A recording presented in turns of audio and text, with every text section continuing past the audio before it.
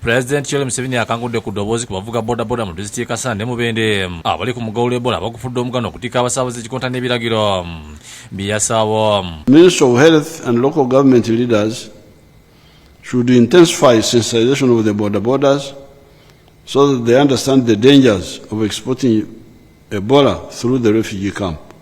Abalabudde nti batakikomye wakubagala. The border must stop the practice of passenger relay system immediately. Should they continue, I will stop their movement with or without cargo. Ba boda bwe tebalekeddeawo okwetika abantu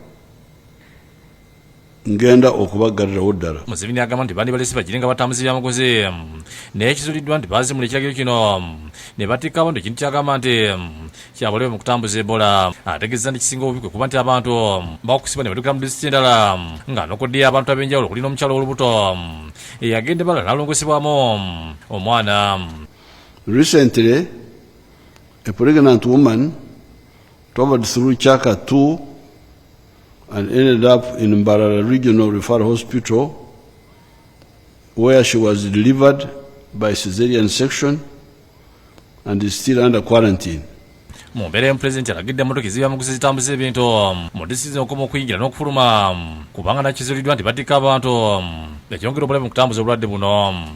All trucks carrying logs are prohibited from movement into and out of Mubende and Kassanda districts with immediate effect until the end of the 21 days. Pulezidenti bino abitegeezezza eggwanga bw'abadde ayogera ku mbeera y'obulwadde bw'Ebola obwazinda eggwanga mu mwezi ogw'omwenda.